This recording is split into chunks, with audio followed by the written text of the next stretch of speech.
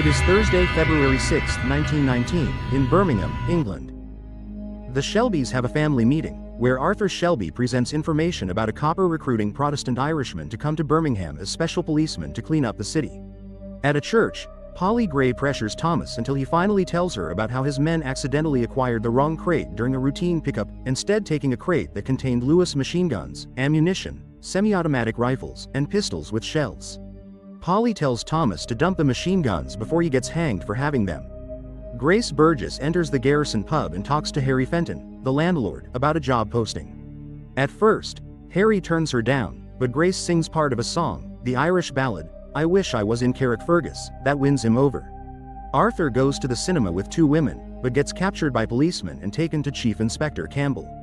Campbell asks Arthur what he knows about the robbery, and beats him when Arthur does not give him the answers he wants.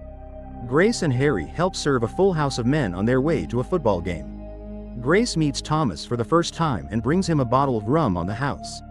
Harry warns her to stay away from him. The Shelby family helps patch Arthur up. Arthur tells Thomas that Campbell said Winston Churchill sent him to Birmingham on a case of national interest related to a robbery. Campbell told Arthur that he wants the Peaky blinders to help him. Thomas says nothing, which irritates Arthur. In his bedroom, Thomas pours brown opium into his pipe and lights a match. He puts flame to the opium and draws. He dreams of an old memory of himself, Freddie Thorne, and Danny Whiz bang in the tunnels during the war, trying to listen in behind a wall before they get attacked. He wakes, looks out the window and sees two policemen walking down the street. Mr. Campbell meets Grace at the statue room of a museum, proving that she is an agent of the Crown.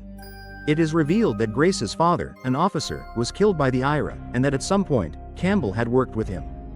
The two Italians who had witnessed Danny Whiz bang murdering a waiter in Little Italy watch with satisfaction as Thomas kills Danny.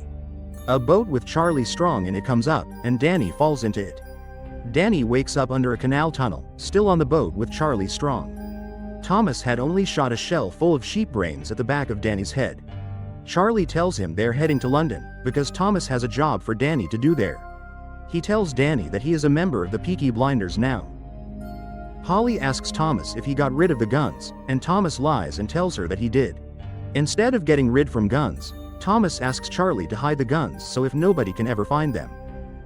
In a final scene, Grace and Thomas see each other while Thomas is walking outside the Garrison pub, and he continues walking down the street. The Peaky blinders gang head to the fair, but make a stop first. Thomas Shelby gets a horse from Johnny Dogs in exchange for Johnny riding in the family car. The three Shelby brothers, Thomas, John, and Arthur Shelby, get into a fight with the Lee family after they call their mother a Didecoy whore. Inspector Campbell trashes Holmes while the Peaky blinders gang are away at the races, making it seem like they allowed the police to perform such vile acts. Freddie Thorne escapes from his home with Ada Shelby before the police catch him, but at his home, they find a medical prescription paper with Ada's name written on it. Campbell tells Polly Shelby he wants to meet Thomas, now that he knows Thomas is the real leader of the Peaky blinders. Thomas tells Polly he won't meet him, and that first, he's going to strike a blow back at Campbell. The Peaky blinders pay everyone to start burning pictures of the king on Watery Lane. Thomas hires a reporter from the Birmingham Evening Dispatch to write an article about the event. Word about the event spreads to Winston Churchill, who calls Inspector Campbell about it. Ada and Polly find out that Ada is pregnant with the child of Freddie Thorne. Monaghan Boy finally loses in the races, and Thomas uses all of the won betting money to buy their popularity back from the people of Birmingham. Polly yells at him for fixing the race without the permission of Billy Kimber. Polly gives Thomas a letter from Ada to give to Freddie. Thomas throws the letter into the fire because he suspects that Freddie is just using Ada to find out Peaky blinders' secrets. Polly tells Ada about how she was 16 when she first got pregnant, and how she almost died giving herself an abortion, while the father of her child didn't come back. She says that she was too scared to tell anyone that she was pregnant, and as a result of her self-induced abortion, she nearly died. She tells them they should take the train the following day for Ada to get an abortion, stopping by to see the castles afterward as a treat. Thomas meets Inspector Campbell. He makes a deal for the special policeman to leave Thomas's men, runners, and business alone. He tells him about his planned expansion onto the racetracks and business with Billy Kimber. Thomas tells him that once his business is done, he will tell Campbell where the guns are. Campbell agrees to the plan. Curly tells Thomas that the Lee family cursed his new white horse. Thomas shoots the horse in the head. Afterwards, Thomas goes to the Garrison. At the garrison, Tommy and Grace speak, and he projects his worries about Ada onto her by theorizing that Grace got pregnant and fled Ireland to start a new life in England, and she lies and says this is true. Tommy scolds Grace for lying to him when she claims to have worked in Dublin. Grace sings a song to Thomas called Black Velvet Band. She tells him she will break his heart, but Tommy replies, already broken. Freddie proposes to Ada at the train station, and she says yes, but he tells Polly and Ada that they are staying in Birmingham, and that he is not afraid of Thomas. Billy Kimber enters the garrison with his assistant Roberts and has a tense meeting with Thomas, John, and Arthur. Thomas proposes to work with Kimber in order to beat the Lee family, and Billy Kimber agrees.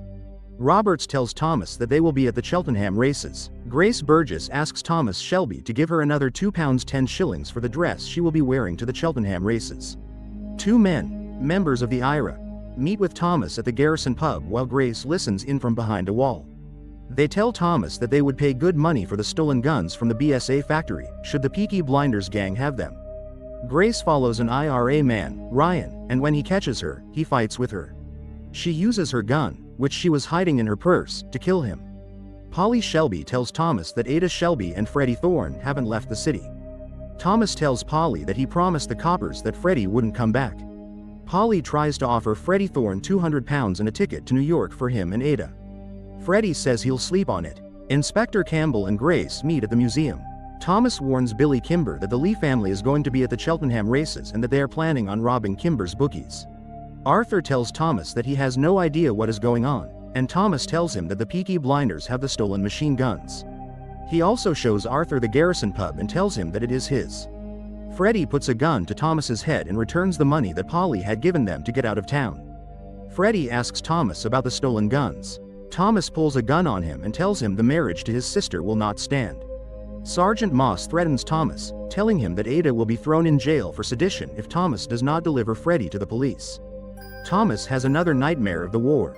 Danny wakes him up from it and tells him that an IRA man, the man that Grace killed, has been shot, and they're blaming it on the Peaky Blinders. Thomas tells him to ask for a parley, because there's been a misunderstanding and they don't want any trouble. The next morning, Thomas and Grace head to the Cheltenham races, while the Peaky Blinders get ready to stop the Lee family at the races. The pair sneak in the back way and present themselves under different names. Thomas makes a deal with Kimber. He offers members of the Peaky Blinders as security for Kimber, in exchange for 5% of the money they save from being taken, as well as 3 legal betting pitches at every race north of the River Severn. Kimber says yes to the deal, adding that he wants to have Grace for 2 hours. Thomas tells Grace to go on with Kimber alone while he finishes up with the accountant. Grace and Kimber are in Kimber's house and tries to force himself on her. Thomas bursts in and tells Kimber that she is a whore who has the clap. Thomas and Grace drive back from the races together. Grace asks him why he changed his mind, and he doesn't answer. John Shelby calls a family meeting, and for a short time, the Shelby home is left under the protection of one man, Scudboat. The Lee family sneaks into the Shelby home and beats up Scudboat. John tells his family members that he is getting married to the prostitute Lizzie Stark. Finn Shelby tells them that they've been done over. When they return to the house, they realize that there's a pair of wire cutters, a reference to their war days, which means that there's a hand grenade somewhere around there. Thomas Shelby realizes the hand grenade is in his car, and saves his brother Finn from the grenade when Finn Shelby decides to pretend to be Thomas by climbing into his car. Thomas goes to the Lee family to settle the dispute between the Lees and the Shelbys once and for all. Claiming that he is related to the Lee family on his mother's side, Thomas tells Zilpha Lee that he will be betraying Billy Kimber and that he needs men to help. Polly Shelby tells Thomas she received an address from an acquaintance anonymously, and tells him she has a strategy to deal with the Freddie Thorne situation. Thomas delivers the address of Stanley Chapman, a communist man holding £200 in cash given to the Communist Party by the Russian government, to Inspector Campbell instead of Freddie Thorne. Campbell threatens Thomas and his entire family if Thomas does not give him the stolen guns in time before the inspector gets dismissed from his position. Campbell promises that he will let Freddie Thorne and Ada Shelby leave the city in exchange for the address. As Campbell leaves, Thomas draws his gun and aims it at his back, but does not fire. Campbell and his men arrest Stanley Chapman. When Sergeant Moss asks him about promising to let Freddie leave, Campbell states that the promise means nothing to him. He says that his campaign against the Peaky Blinders has become personal. Polly is waiting for him when Freddie goes to visit his mother's grave. Polly warns Freddie about the deal Thomas made with Inspector Campbell, and Freddie tells her that Stanley Chapman does not know Freddie's address and that the police will keep beating him for it. Freddie refuses to leave Birmingham. Sergeant Moss shows Campbell a dead Stanley Chapman, who had a seizure after being whipped repeatedly. Sergeant Moss is clearly disturbed by Campbell's way of handling things. Billy Kimber visits the Shelby home and hands Thomas a legal betting license, the Shelby family's first legal racetrack bitch. Grace Burgess helps Arthur Shelby with his calculations. She discovers that the Shelby family contraband always stay near petrol boat moorings, and that the boats are moored at junctions. She gives the information to Campbell, who searches them for the stolen guns, but comes up with nothing but cigarettes and whiskey. After hearing about how Grace was asking questions about how they run their business, Thomas brings Grace to the Catholic Church. He discovers that she is not a Catholic at all, this being the second time she has lied to him. Thomas tells Grace that he wants her to work for the Shelby family as an assistant, similar to what Roberts does for Kimber, and he kisses her. Thomas offers Lizzie Stark £8 for her to service him one last time before she marries his brother John. Lizzie accepts the money, and Thomas tells her to keep it and that he was just testing her. He tells Lizzie that he will tell John the truth. Campbell and Grace meet again and update each other. He didn't find anything at the warehouses, and Thomas has asked her to be his bookkeeper and secretary. Campbell notes that Thomas has fallen quite heavily for her. Thomas tells John that he offered Lizzie money to serve him and that she said yes. John decides not to go see Lizzie like he had planned. Thomas gives Grace her first job, to see Ada at Montague Street and bring her an invitation to a family occasion, and to tell her there will be a truce. John breaks into Thomas's room and uses his pipe to smoke opium. He tells Thomas that he found out that Lizzie still sees a couple of regular customers. The next day, the Shelby brothers go to settle the war with the Lees. But when they arrive, Thomas reveals to John that they will not be fighting. Instead, he will be getting married to a Lee family member to settle the dispute. John marries Esme Lee, and they have a wedding with fireworks and dancing. Ada's water breaks at the wedding. She gives birth to a baby boy, and Thomas allows Freddie to come see his son. Grace tells Inspector Campbell of Freddie's location, and the police come and take Freddie away. Ada and the rest of the Shelbys believe that it was Thomas who turned Freddie over to the police, and as a result, Polly yells at Thomas, calling him a liar. Thomas Shelby is visiting the false grave of Danny Whiz Bang. Aunt Polly is bringing food to Ada Shelby and her baby boy, trying to cheer her up about the incarceration of her husband, Freddie Thorne, whom she believes is at fault for her family. It is shown that Polly has tried coming to Ada before by the rotten basket of food outside her door, hinting that Ada has been starving herself. Polly takes it with her as she leaves the new basket behind. A cutscene shows Freddie in prison. His appearance is bloody and worn. He's been beaten. Polly reaches home, and Thomas asks her about Ada. Polly tells Thomas that she didn't even answer and rejects the food. Polly asks him to swear on the Bible, but Tommy says that he didn't betray Freddie and leaves. Thomas visits Grace Burgess, his new worker. Thomas draws a star in black ink on her calendar and tells her that Black Star Day is when he will take out Billy Kimber and his men. This is a fact that solely Thomas and now Grace know. His family is still upset with him because of his false truce. After reuniting with him at a boxing match, Arthur Shelby Jr. invites his father, Arthur Shelby, for lunch at his home. When Thomas walks in, his reaction is like his aunt's. He's displeased to see the father who abandoned his family. While his father proclaims that he's a changed man, Thomas won't have any of it. Arthur Sr. leaves, and the conversation turns to Thomas. Arthur Jr. points out the similarities between Thomas and their father. Arthur shows up at the Garrison pub while Grace is working on paperwork. He goes to the register for some quick cash while Grace voices some concerns she found on their cash books. Arthur reveals to her that money is regularly sent to Danny Whiz Bang, whom Grace thought was deceased. Grace has seen Danny's grave, so she questions who's buried there, which Arthur sternly advises her not to ask questions. Grace goes to visit Danny Whiz Bang's grave. Arthur Jr. and Finn meet with Arthur Sr. to talk about starting a business in America. The two Arthurs fight in the boxing ring to celebrate Arthur Jr.'s decision to give his dad funds to start his business. An Irishman by the name of Malotsky Byrne visits Thomas at the Garrison pub, claiming that he is the cousin of one of the Ira men, Ryan. He tells him that Ryan died and was shot. The viewers know that it is Grace who shot him after following him and getting caught.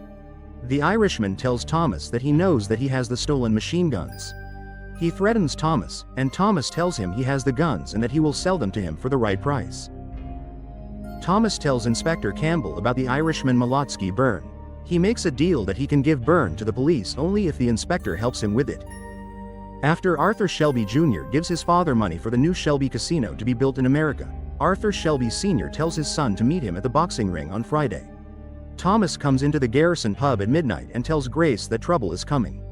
He gives her a gun and tells her to hide in a back room until he signals for her to come out. Two IRA men enter, Molotsky, Byrne, and McGuire. Thomas gives them the location of the stolen guns in exchange for money. He raises his glass, toasting to barmaids that don't count. Grace's cue to enter and point the gun. In her rage against the IRA, Grace loses control and shoots McGuire, killing him. Byrne attacks Thomas, and they grapple. For most of the time, Byrne has the upper hand, and Thomas has flashbacks of his near-death experience in the war. Thomas overcomes Byrne and viciously beats Byrne to death. Thomas and Grace embrace while the police enter the Garrison pub, and Thomas yells at them for not coming earlier, at the 6th chime of midnight, as planned. Thomas walks Grace home and apologizes to her. The next day, Grace meets with Inspector Campbell and tells him that she wishes to resign, and tells him where she believes the guns to be, in exchange for promising he will not harm Thomas. Campbell gives Grace his word. Grace sings an Irish song called "I Am Stretched on Your Grave" at the Garrison pub as Thomas watches her. Several cutscenes show a variety of things. Arthur sitting at the boxing ring waiting for his father, who does not arrive, Ada rocking her crying baby, and Inspector Campbell finding the stolen machine guns. All except one, at Danny Whizbang's grave. Inspector Campbell proposes to Grace at the graveyard after she resigns her position as an agent of the Crown. Grace kindly declines the proposal, and Campbell angrily realizes that it is because of Grace's feelings for Thomas. Arthur catches his father at the train station, departing with the money he gave him. He tries to attack him, but his father is much stronger and more vicious than him, and threatens to kill him before leaving the city. Arthur asks Polly if Thomas knows about the £500 he took from the Shelby family and gave to his father, and Polly says that Thomas doesn't know, but that Arthur has to tell him. Inspector Campbell gathers up the policemen and gives a speech about going after Thomas, while Thomas checks on the grave with his brother Finn Shelby and realizes the guns are gone. Arthur Shelby goes to the boxing ring drunk and looking for a fight. The men there tell him that they're closing up and moving on, and he should go home before he gets himself a spanking. Thomas visits Grace at the Garrison pub despite knowing that the police are coming after him. Finn interrupts them and tells them that the police are in the lane, and Grace takes Thomas and brings him to her home to help him hide from the police. After putting a gun to Harry Fenton's head, Inspector Campbell finds out where Thomas has gone, with Grace, and calls off the mission. Inspector Campbell visits outside of Grace's home and sees from the window that she is with Thomas, and he leaves. Grace and Thomas have sex. Afterward, Thomas asks Grace if she'll stay with him and help him with things.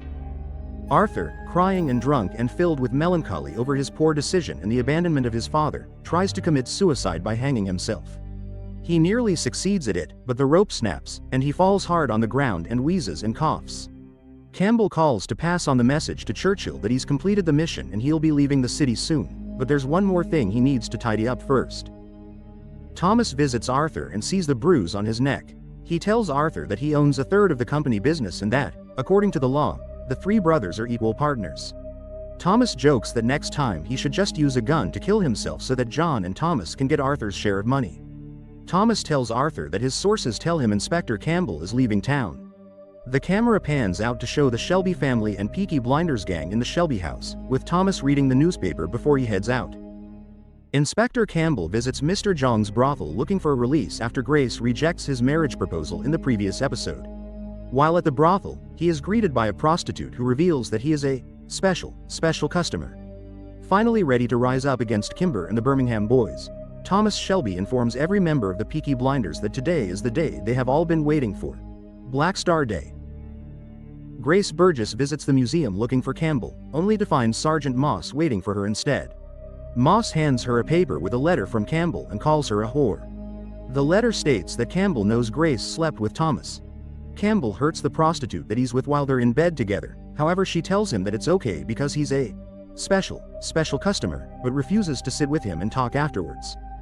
She is crying to Mr. Jong when Thomas arrives to get his suits. When Thomas discovers that Campbell is at the brothel, he goes to speak with him, telling him that he thought that he came to clean up the city, not sleep with its whores. Campbell says that he's meeting with Winston Churchill that day to be congratulated on getting the guns back, and laughs because Thomas still doesn't know how he got them. Campbell tells him that his heart will be broken by the time the day is over. Polly Shelby tells Ada Shelby about her children, and how the police took them away from her. She tells Ada to forgive Thomas because he is the one who brought strength and power to the Shelby family, and will make sure the same thing won't happen to Ada. She tells Ada that Freddie will be getting out of jail. Winston Churchill praises Inspector Campbell for his good work, and Campbell tells him that Grace Burgess was instrumental to the success of the case. He tells Churchill that he has a plan for the Peaky Blinders so that they don't go free, but he doesn't want to have them arrested because he doesn't want them to have a trial. Thomas leads the Peaky Blinders meeting to inform them of the plan for Black Star Day, in which the Shelbys and the Lees will be going against Kimber's men at the Worcester races. Polly brings Ada and her son Carl to the meeting. Ada tells Thomas that he is forgiven if Freddie Thorne really is being freed from jail. The Peaky Blinders free Freddie, with Danny Whiz-Bang manning a machine gun, and Freddie expresses his surprise at seeing Danny, who he thought was dead. At the Garrison pub, Grace and Thomas serve drinks to the Peaky Blinders. He tells her that he will make sure Grace will be at the next family meeting. Grace tells Thomas that when he comes back from the races, she won't be here. She tries to tell him of her betrayal to him, but gets interrupted when Thomas finds out that Billy Kimber's men are on their way. Thomas tells Ada to get to safety because Kimber's men knew about the Black Star Day plan. Polly tells him that the Peaky Blinders can handle them, but Thomas explains that the Lee family are already on their way to the racetrack, and that without the Lees the Peaky Blinders will be outnumbered against Kimber's men. Polly and Thomas realize that Grace betrayed them. Polly visits Grace at the Garrison pub just before she is about to leave. Grace pulls a gun on her and tells her that as an agent of the Crown, she has the right to use force if Polly won't get out of her way. They share drinks and Polly tells Grace that though Thomas might accept Grace into the family, Polly herself never will. She tells Grace that if she sets eyes on her again, she'll kill her. Thomas rallies his men and gives them instructions, saying that the Kimbers will be there in 10 minutes. Inspector Campbell ensures that certain areas will be free of policemen so the two gangs aren't interrupted and can kill each other off. Sergeant Moss is upset with him because he had been excited that Campbell wanted to clear out corruption, but he's just as corrupt. The Peaky Blinders and Billy Kimber's gang face off on Garrison Lane, but before they can begin fighting, Ada arrives with her infant son Carl and stands directly between the opposing gangs. She tries to convince them not to fight, urging all the men to think of their own wives and children that they'd be leaving behind if they were to die over this feud. Billy Kimber appears to back down, but suddenly draws his gun and shoots Thomas.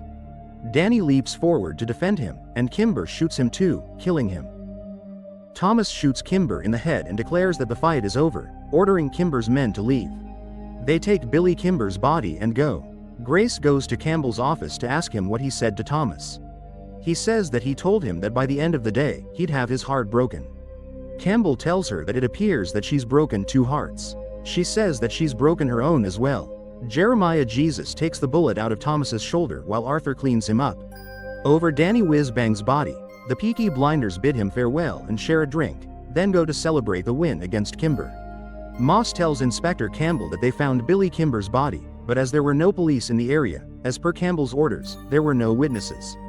He also says that because there were no police on the roads, Freddie Thorne was able to escape police custody. Thomas visits Grace's apartment, and she offers to tell him who she is. He says that he thinks he knows her, and she knows him. She tells him that she loves him and asks him to finish his business there and meet her in London in a week. At the Garrison pub, Thomas reveals to Polly that because all Kimber's men were busy fighting the Peaky Blinders, the Lee family was easily able to take all the pitches at the Worcester races.